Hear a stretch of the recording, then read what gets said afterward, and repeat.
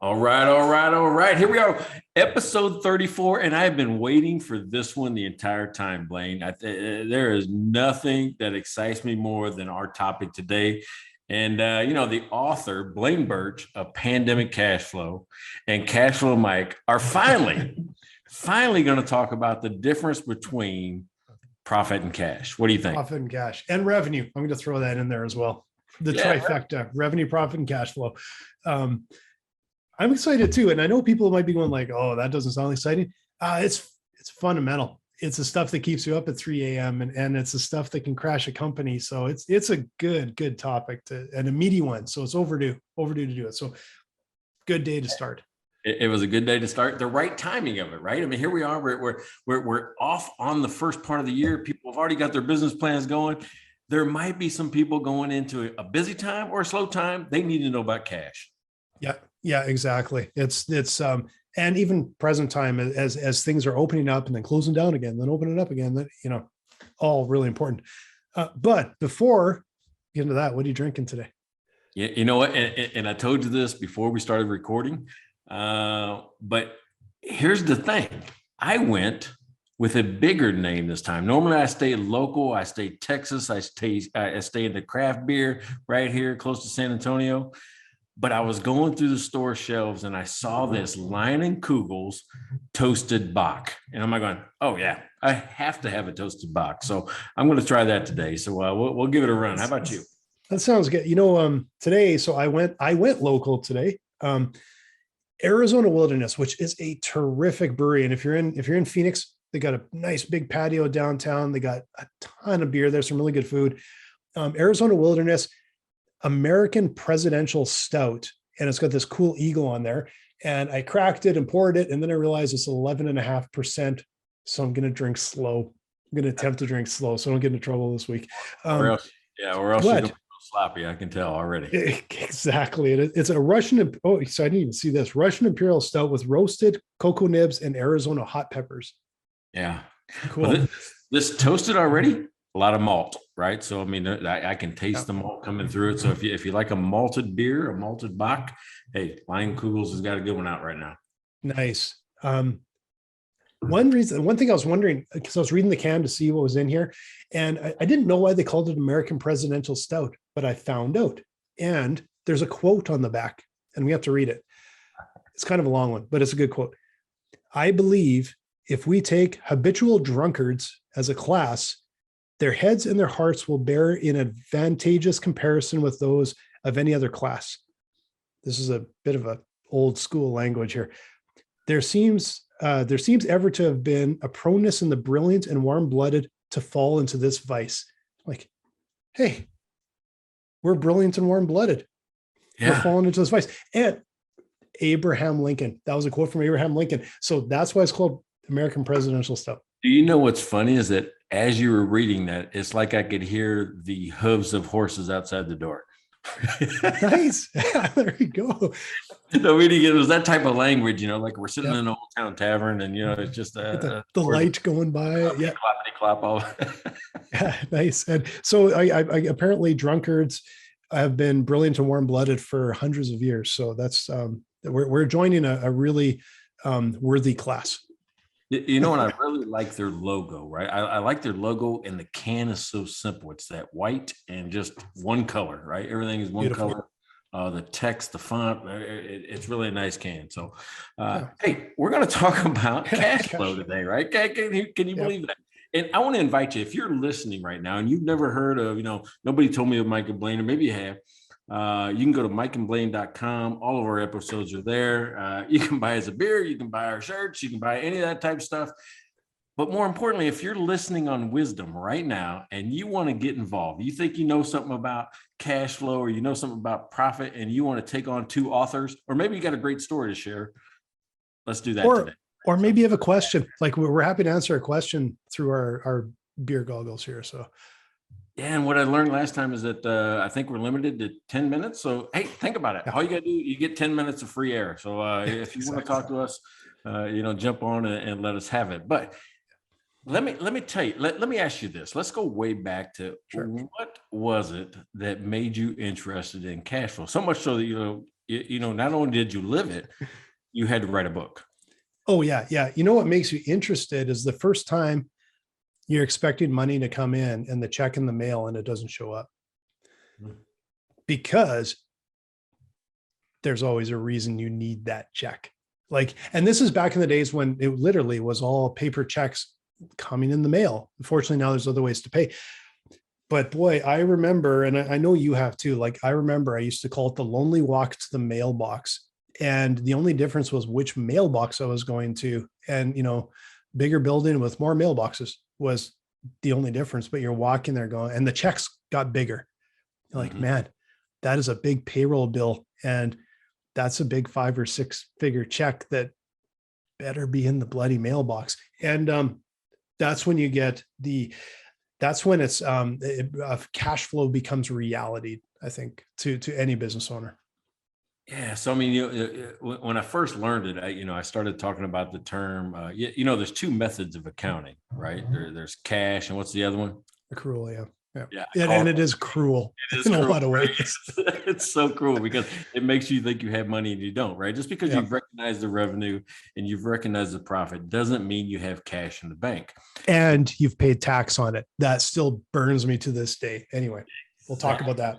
Yeah, you're paying tax on money you haven't even received yet. Yeah. Yeah. That is just the biggest kick in the shins. So here was the moment I went, oh my God, I got to figure this out.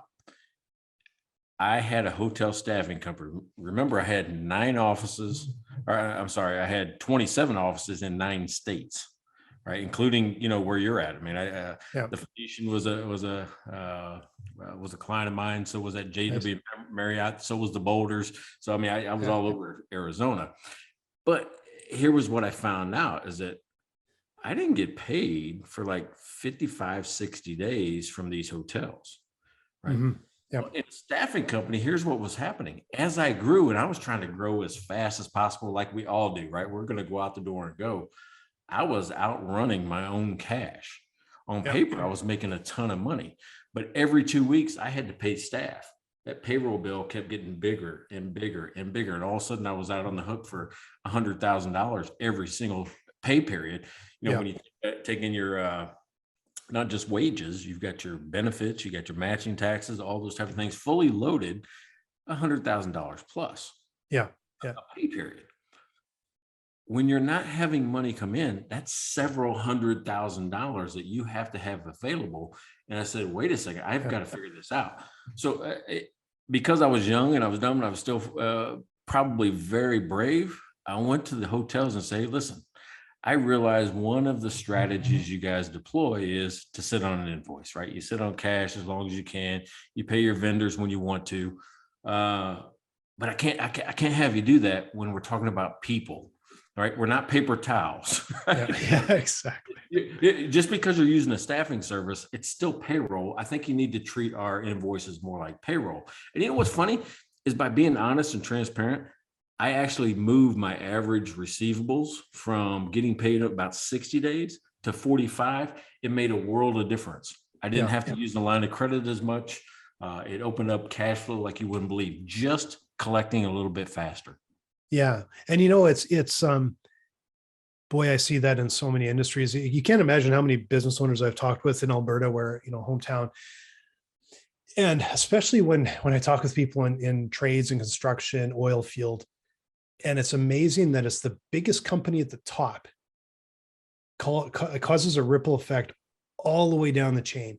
And so the biggest company is the one that has probably a big department of people that are probably told, hang on to that money as long as you can. And they're not in a rush to pay.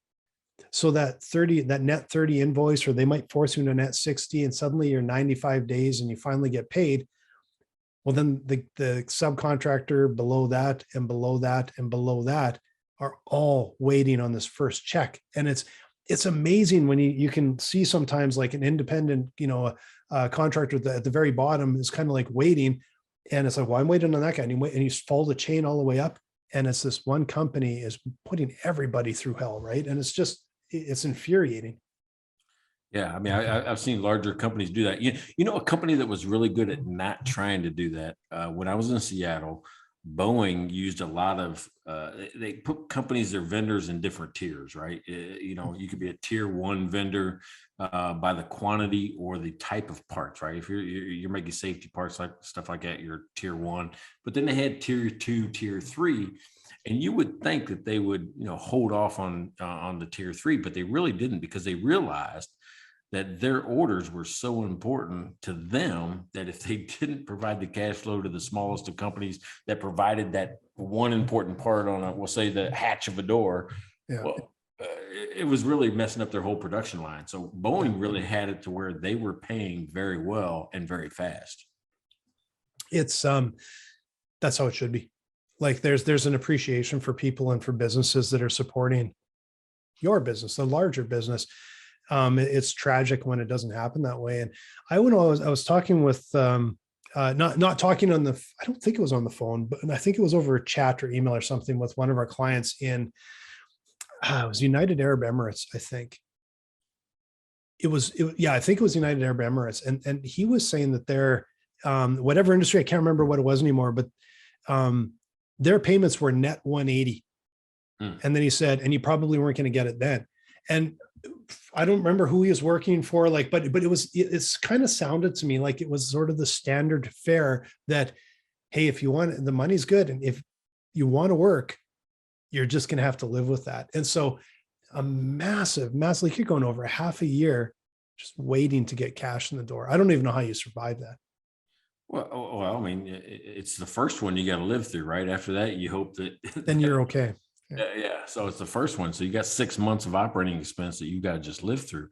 What's funny is that in my course, The Clear Path to Cash, I teach life cycles of the company, and I call, instead of saying startup, growth, maturity and decline, I renamed them, right? I call them Wonder, Blunder, Thunder, and Under, right? It's like the wonder phase, the blunder phase. And it's because I found out that the most important life cycle phase was the blunder phase. That's right after you're a startup and people are starting to like you and buy from you. And you can feel it, right? You can just kind of feel the change from struggling, pushing your name out to the market, to people going, oh yeah, I want to know more about you, and pulling from you a little bit.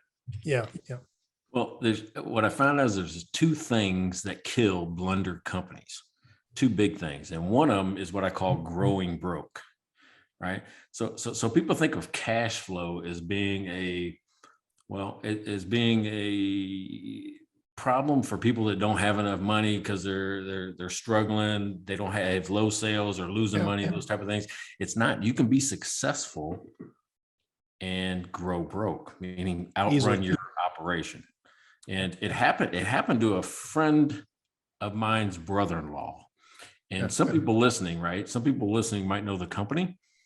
But his name is Alden Mills, and he built a company called the Body Rev.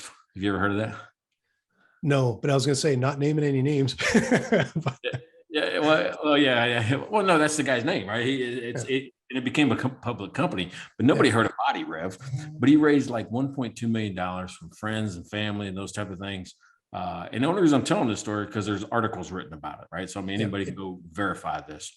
I wouldn't be telling somebody's business. but here's what happened. He built this Body Rev and blew through like 1.2 million. I mean, almost all of it. And at the very end, when nobody was buying, and he went on Home Shopping Network, he went on QVC, he had his own infomercials, and I think 3 people at 3 a.m. bought it. Right. But it was like 2 handles on a bar. Yeah. And you would turn it, and it was a combination of resistance and aerobic activity. And that's what he really believed in. And just nobody got it. If you go look up Body Rev on YouTube, you'll see it. You'll go, yeah, it looks awkward just to watch somebody else do it. Right? Yeah. So then he says, I'm going to pivot the company. I'm going to take something out. So he took these handles off this bar and put them on 2 circle paddles, just these little handles, right? And since he used to be in the military, I think he was like in the Navy, maybe a Navy SEAL, he was doing push-ups with these things on handles, right? It was 2 discs with 2 handles on it, and they would just rotate. I've seen those. Yeah. It's called the perfect push-up. Yeah. Okay. Right? So he went from struggling, not selling any of these Body Revs, to selling $2 million a year in perfect push-up. Wow.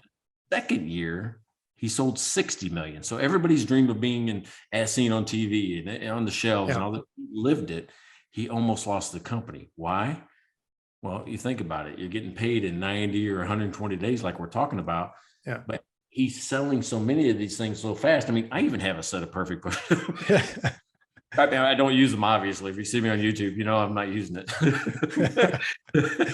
but the thing is that he still had to pay for the raw materials, pay for the manufacturing, his distribution, his rent, his salaries, all this stuff he had to pay while he's waiting for money to come in. Yeah. And the only way he could do it is sell off part of the company. Oh, yeah. And you know, it's that is not that, like, it's not an uncommon story, unfortunately. Like, fast growth is one they'll say is one of the most dangerous times for your business. And I know I've shared this story on I think probably one of our previous episodes, but it is a really good kind of story for this. A reminder was a CFO I was talking to, and he was telling me about a company that he had been advising. I think he started to advise, but before he got involved with them, their two founders, and I don't remember what sector they were in. All I remember was they were growing ridiculously fast, and they got up to being something around a $3 million company in almost no time. The problem was the receivables were so long that they literally did exactly what you said. They had to sell off the company. He said they sold off the company 30 cents on the dollar. And he said, if I had been able to talk with them, I could have told them about factoring, because their business was invoice based. And he said it was just a perfect example of factoring, and they had no idea. They had no idea it was there. So a bit of a, you know, it hits. I got, okay. So you're talking about this product that he only sold like 3 online or whatever. I got to ask you, did you see Dyson's new product that came out yesterday? Dyson or Andrew Dice Clay? Dyson, the guys that make the vacuum. Yeah. Dice Clay probably have better product than this one. Hey, I don't know if it's the hair dryer, but Courtney got one of the hair dryers, and it's the most ridiculous thing you've ever seen. It's fantastic. But what'd they come out with? Okay, so what they came out with, and this popped onto our internal Slack channel yesterday. Headphones that are noise canceling headphones that have a bar that goes in front of your mouth and has an air filtration system and blows fresh air up your nose.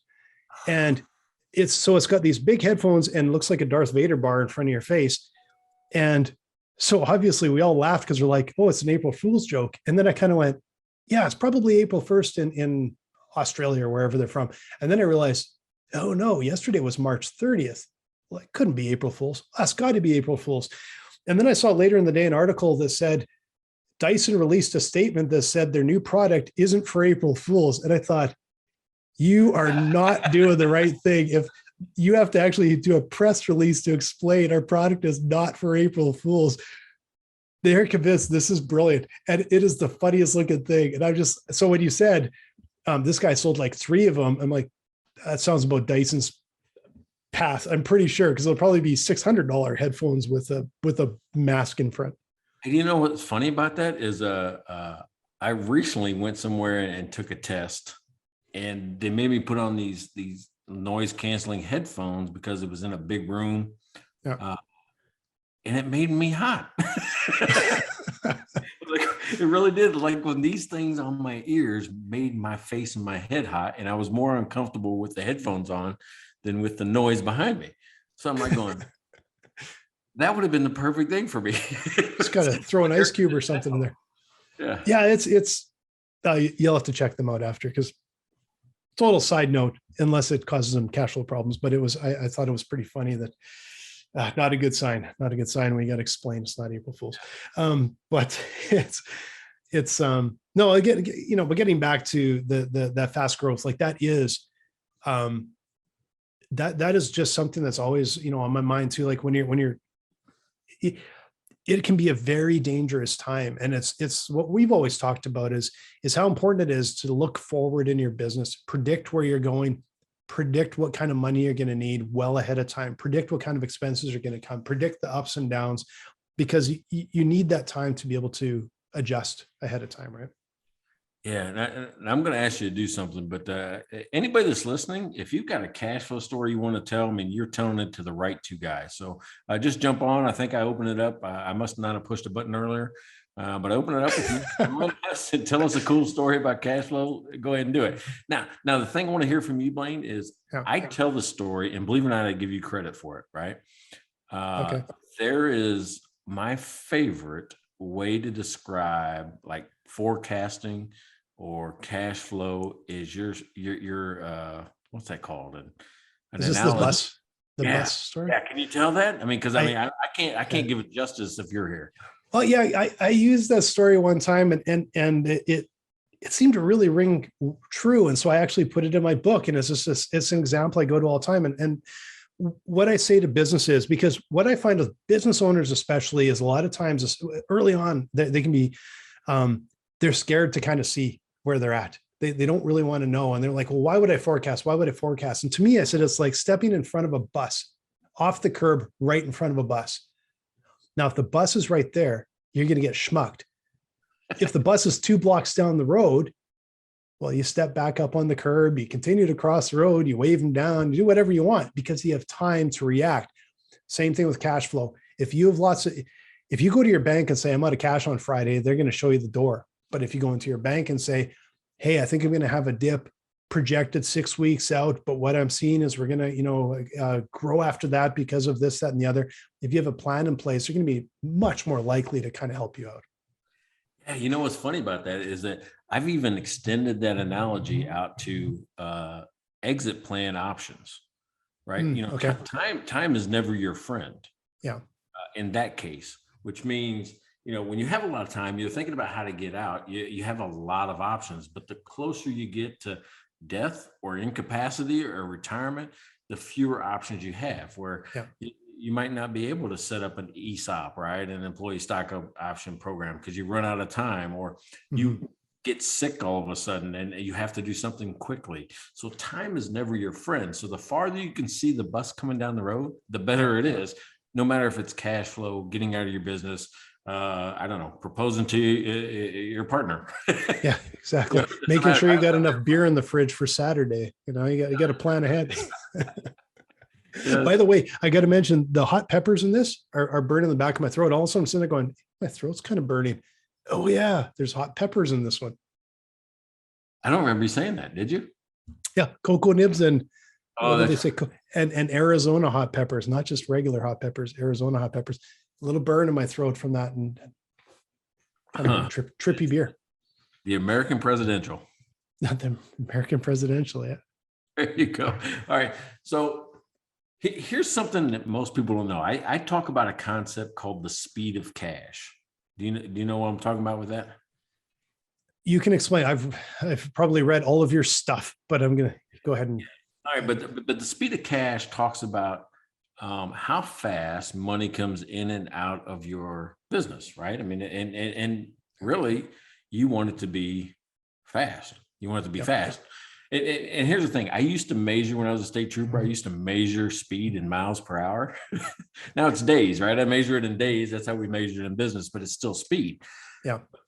What most people don't know is that each business, any business, especially if you have a receivables-based business, has what they call a cash gap or a financial gap. Yeah.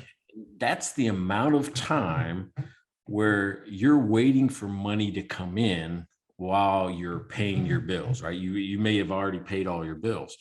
And there's a couple of calculations I teach on how to have a smaller cash gap. And what that means is the smaller amount of time from waiting for money to paying money, the difference between the two, the less cash you need to run your business, and it runs more smoothly. And what a lot of people don't know is that if your business feels clunky, feels chunky, like, oh man, I feel like I'm always waiting for this to pay that, and those type of things. If it feels like that, it's because you are undercapitalized. You don't have enough, right? So, what I like to talk about is how much you have versus how much you need. And how much you have, believe it or not, is working capital. It's current assets minus current liabilities. And the other part is, it depends on whether or not you're in a service business or something that has some inventory. And I'm going to say the calculation. I'll say it twice. Yeah, dude. This thing will save your life if you can figure it out. It's inventory days, the amount of time inventory sits on the shelf, plus the amount of time you're waiting for somebody to pay your invoice, right? So inventory plus AR, then you subtract out your ability to pay, which is your AP days, right? So inventory plus AR minus the accounts payable, how long does it take you to pay your bills, equals the cash gap. So that means to you as a business owner, you've got three levers. I can have less inventory. I can pay, a little slower. I can collect a little faster. But what you're trying to do is make that last number smaller. Yeah. The smaller that number is, the less money you need to run your business. So have you ever heard that? Well, actually, that sounds familiar because I think you've either shared it or I've read it in probably one of your books. But I know what I did. Wait a second. I think one of our early ones, I did it, and I'm like going, we should never do math on these. Especially after we're drinking. That's what I said. But it's funny because, and this is something I really want to get across to people from my experience, and obviously from Mike's as well.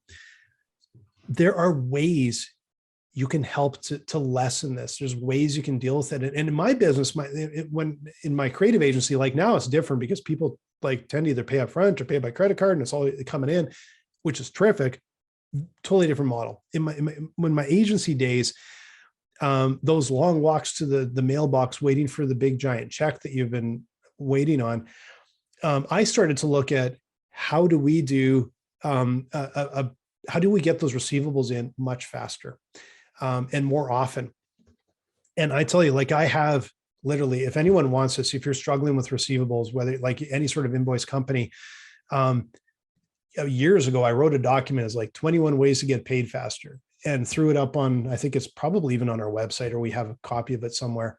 But I wrote that because it was all stuff that I basically figured out myself and talking with people, figuring out how do you get paid more regularly, get paid faster, keep that cash flow going. And there's some things that part of it is, can you actually get paid up front? Can you just get money and forget about doing the stupid invoice, right? And if you do have to invoice, how do you do 15 days, not 30? And how do you avoid checks in the mail? Well, now it's easier because everything's electronic payments. But some of the really useful ones was, instead of having the giant checks, splitting it up into more smaller phases and just keeping the cash coming in more regularly. Lots of tactics like this. So if you're struggling with that, there are ways that you can't make it go away, but you can lessen the impact and you can smooth out a business dramatically with just figuring out some of the things you negotiate in a contract, the way you get paid. All of these things can make a massive difference in your business. Yeah, one of the things, one of the stories that always sticks in my mind that you said was when you had those longer contracts in your design firm, the final payment, you always went to 95% and left just a little bit at the end, rather less than 5. I would. So what was it? What was it? Yeah. So, because early on, the same thing, we would go in and we would talk about a contract and be like, well, we'll do, 25% upfront, 25 and 25. Right. And, and then the client would ask for that. What I did is started to negotiate more phases. So I would maybe go from 25 to 20, be like, okay, let's do 20 down and then 15 and 15 and get more payments more frequently. But the most important one is the hardest one to get paid ever was the last one, because you basically already delivered. And then they really don't care because you have nothing hanging over your head unless you're doing kind of cash and delivery. That can be tricky because they all have this net, especially big, we're doing government contracts and everything. So you can only negotiate so much with these guys, right? And so what I would do is I would negotiate, the final payment would be 1 to 5%, very small, but I would try and keep it as absolutely small as possible. The way I would sell it to the client is, tell you what, if you have any last minute issues after we deliver, I'm actually going to even let you hold back 2% of the contract or 5% of the contract, whatever. So that, we're kind of good for it. Really, all I was doing was going, actually, what I do want to do is take that 20% last payment and get it down to 4 or 3 or 2.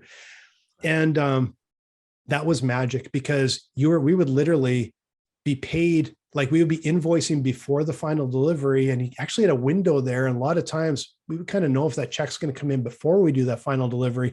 And then we'd have the last little tiny bit outstanding. And then if they sat on it for 4 months, I wasn't that worried about it. So that was a tactic that helped us a lot. Yeah, it was such an interesting way to look at it, because I never had, because I'm always a guy who go, okay, yeah, 25, 25, 25, whatever it is. The other one that was, this one will blow your mind that I actually got this one into some contracts. I negotiated I remember the first time I did this, there was a job that it was going to take us well over a year. And first of all, what they wanted to do was just have us invoice even amounts every month for 12 months. And these guys were chronically late on everything. And it was a big, like it was a lot of work, this one. And I wouldn't let them do it, because I knew what would happen is these guys would be delayed. They would be giving us cash. And by the time we got to the end, they would be like, we've already paid you. And they would be on our backs to rush to finish up.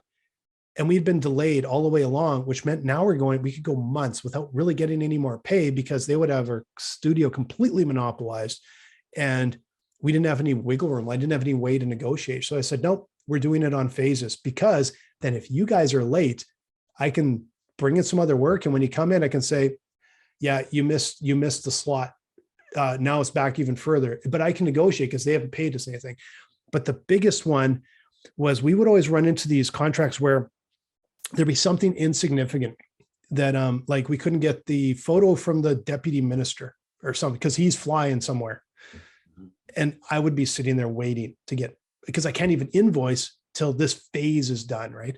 And so we would get so frustrated with that. So what I did is I negotiated, and this wasn't a government, but as a big corporation, I negotiated with them that I could invoice after 95% completion and all the phases up to the last one.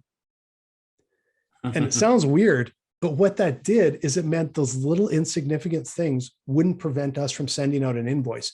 The way I sold it to my client was I said, look, when the VP comes by and says, how's this project going? You can say to him, we're on time. We're rolling along well. And so that's how I sold it to him. So I said, look, neither of us want to be held back on some phase by some little thing. We both want this to look like it's just rolling. And then we had the little tiny final payments again. And those little things were magic. But I will tell you, if you're wondering how you get those into a contract, and this is just my experience, take it with a grain of salt. Don't mention this early. Wait till the contract's awarded to you. Wait till you've gone through the scope, the project, all the proposal, everything. And then when you actually get to the legal, then you go back and start negotiating then, because they don't want to go find another contractor at that point, especially over something as insignificant as pay structure, right? So that's when you start negotiating and say, this might not work for us. This is a little bit challenging. And then I could get them to wedge all kinds of stuff in. But I will tell you, this isn't just a big improvement on the cash flow for a project. It can fundamentally change the way the cash goes into a business. So negotiation be your most powerful tool. Have we done an episode on negotiation yet? I think we did. Did we? Okay, we probably did. I can't remember the number, but I mean, we're getting up there in age. I mean, we're at 34 now, so yeah, we're getting up there in age. All right, we'll start. We're going to end up we're going to end up redoing some just without even knowing it. Let's say we're not that old yet. All right, but so let me. I just coached a couple folks yesterday, right? I'm still doing some coaching, on the side, and yep. I find it odd how people don't understand the concept of inventory. That's probably a weird thing to say, but it's just like there's a mindset where the business owner yesterday, it's like they walk open, they throw open the warehouse door and they say, look at all my stuff.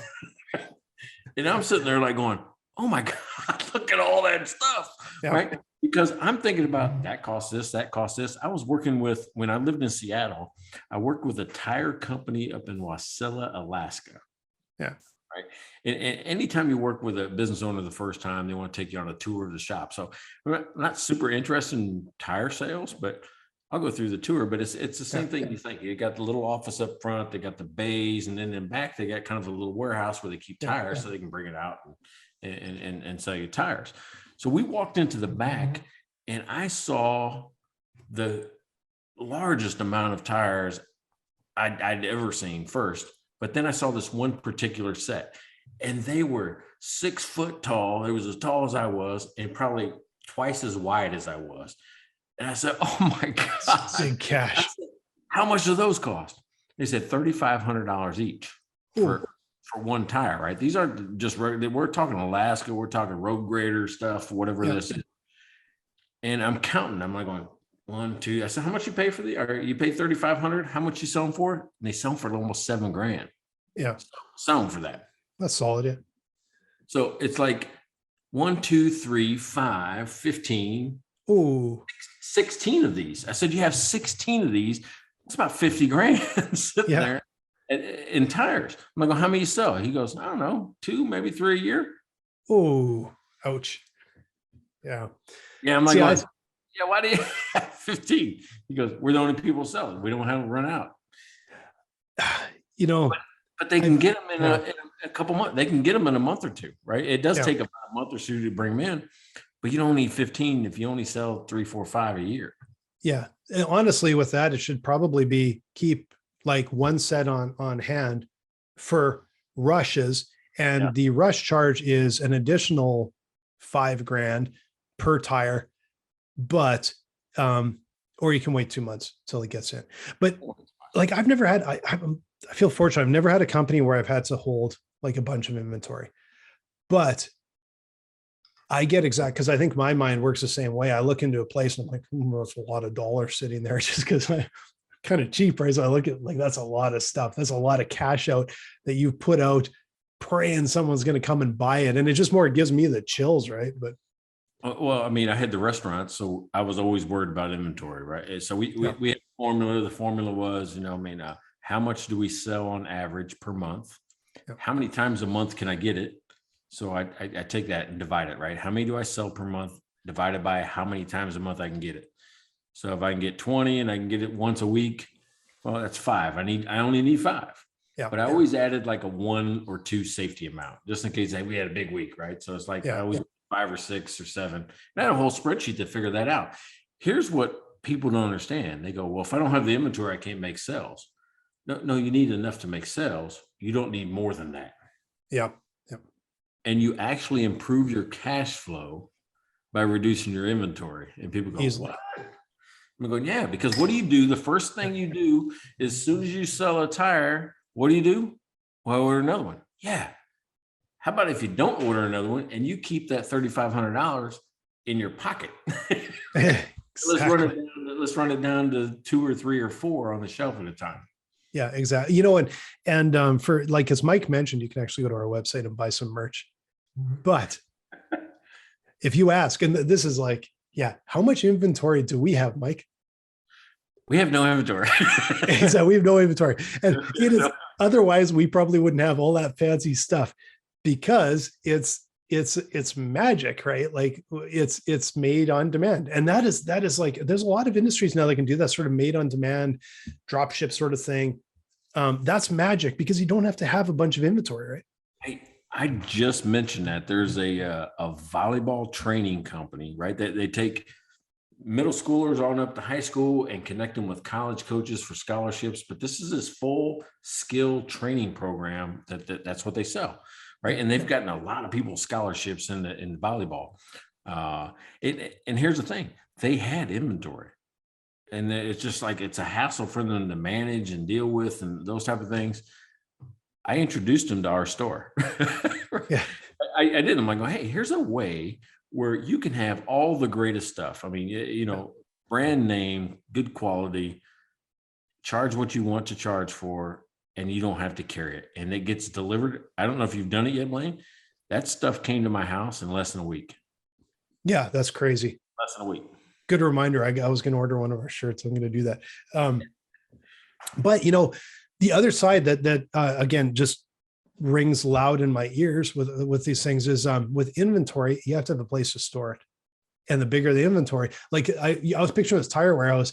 You're talking about the $3,500 tires, and I'm thinking that has a lot of floor space, and that's a lot of heat, and that's a lot of insurance, and that's a lot of this and that and the other. Well, they say if you know, having inventory has that extra cost. It's called carrying cost. Yep.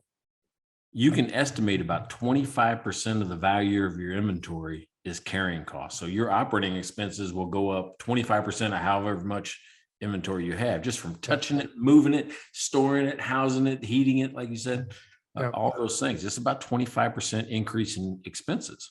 Not in your total expenses, in the value of the inventory. So if you have $100,000 worth of inventory, $25,000 is just to maintain it. Yeah, that's a frightening figure. It's have we got a guy wanting to come on, or a person come on from a Wisdom Matter? No. Nobody wants to talk to us today. Nobody wants to talk with us. Is it what? Wisdom, right? Because we've had several people come through. If you have a cash flow story, or you got something that you'd like to share, jump on. Hey, jump on with us.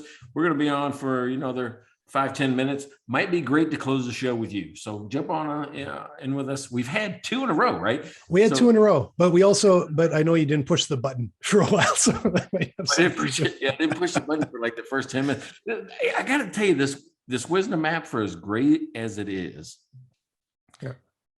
it takes some training. yeah, there you go. Oh, I'm glad. I'm not complaining, man, because I don't have to do anything. I'm just sitting over here, chatting away. I don't do anything. You're like the producer and the host. Okay, so start of the show, we also mentioned, well, profit as well, but it's the trifecta: cash flow, revenue, and profit. So we've been talking a lot about cash flow. We've talked a little bit about revenue, where he is like, yeah, you've technically on paper earned all this money, but until you get paid, you don't have the cash, and you even have to pay taxes on that. But the other thing is, and this is a stat that I think is in my book somewhere, that 70% of the businesses that go out of business were profitable on paper. And I think sometimes that kind of blows people's minds a little bit. But this is exactly why, because if you can't get paid, yeah, you could sell a tire, you sell it for a double, but if they don't pay you, not gonna help. That's a great stat. Here's a one up from that. Not just go out of business. 50,000 businesses a year file bankruptcy, and 35% of those have profit on the books. They're making money on paper and can't pay the bills. Yeah, that's how important this is. Yeah, and it's like I said, any scheme to keep that cash coming in, keep that cash flowing is so important. And there are ways, like Mike and I have thrown out a few here, but there are ways that you can fundamentally change your business just by digging under the hood and looking at where the problems are, and coming up with some tactics, and talking with some pros too, some other business owners. Man, it's amazing how much we learn from other entrepreneurs and business owners when you chat with them. How do you deal with this? Some magic, some cool idea, right? All right. So speaking of learning, what'd you learn today? Oh, we're at the end already. We didn't get a guest today. That's crazy. You guys, we'll have to do a topic next time that isn't so cash related. Yeah, that's right. Yeah, we scared him away with cash flow today. Well, I think the thing is that, boy, this is a topic that Mike and I are both so incredibly passionate about, and from experience, from hard fought and hard learned experience. And so that cash flow is the thing that keeps your doors open. You have to have revenue. You have to be profitable. Otherwise it's death by 1,000 cuts. But cash flow is literally, that's that bus that'll hit you. So pay really close attention to it, and don't be scared of it, because if you know what's happening in your business, there's a lot of ways and a lot of strategies you can use to improve that. Yeah. It's a lesson relearned for me. I love how you really talk about cash flow starts in the negotiation. Yes, right? Absolutely. If you're in a business where you sell either on invoice, you sell as part of a contract with graduated payments or accelerated payments or regular payments for production, you're negotiating your own cash flow before you even start the work. And that's one of the best. I mean, if you're not in a business where I can take your credit card up front, and you have to be in a larger contract where you get paid over time, you have to realize that up front. Yeah. Right? I need some money coming in all the time. All the time. And I will say from my experience, having a creative agency, project-based businesses, the two things that'll kill you, and they're tied together, and it's all at that negotiation stage: scope creep and payment terms. Pay tons of attention to that, negotiate it, make sure you're putting your time in. And if you got the scope right and you have your payment terms right, you're going to be, not only will your cash flow be a lot better, you're going to be a lot more profitable. Your business will be in much, much better shape. Yeah. Hey, I want to remind everybody that on our website, we just released the 2021 beers of the year, right? 2021 beers of the year. Yep. And it's a pick for Blaine, a pick for me. Do we have 2 picks each or 1 pick each? I think we picked 2 each. I think we picked 2 each. I have to go to the website and actually see. I can't remember. But if we do a new beer every single week. Every week, yeah. And I'm gonna tell you what, this is gonna be my first not as awesome review. And I hope Leinenkugels doesn't hate me after this, but I like it, but it was like the McRib to me. Here's what I mean by that, is that every year McDonald's comes out with that McRib and I get sucked in. I'm like, oh yeah, I can't wait for the McRib. And I go buy one and I take a bite and I go, oh, why did I eat that? Because I never like it, but I always get sucked into the nostalgia or something like that. Yep. The flavor, toasted Bock, I got sucked in. Like, am I going, I want toasted Bock. Probably not going to be my pick for beer of the year. And you know what they got? It's just good marketing. They've sucked you into some really good marketing. Good topic we should talk about someday. But I will say, American Presidential Russian Imperial Stout from Arizona Wilderness is a really terrific beer that gives you a little burn on the back of the throat. So I'll recommend that one. That's a good beer. Hey, if you're out there and you have a beer, you've got something that maybe you're a craft brewer right now and you want us to try it, to talk about it, to put it in our podcast, go to the website, buy us a beer, right? All you gotta do is send us some money. We'll go buy it, or you can send it, contact us on the website, use the form. We'll figure it out, right? You can send Mike or Blaine a beer and go buy the merch, go listen to the podcast, go look at us on YouTube because we're pretty dudes, right? You can always tell when you're joking, hey? Yeah, that's right. So, Two old weathered entrepreneurs here. So there you go. Another good hour from you. I appreciate it, sir. And we look forward to talking to you next week. Yeah, big 3-5 up next week. We'll have and we'll do a non-financial topic next week that has a little meat to it. We scared everybody away with the finance today. So next week, it's either niches or what was the other one we had? There was another one that's pretty important, but fun stuff. They're all important. There's all kinds of sorts of good stuff. We'll have a good topic next week. All right. Talk to you soon. All right. Thanks, man.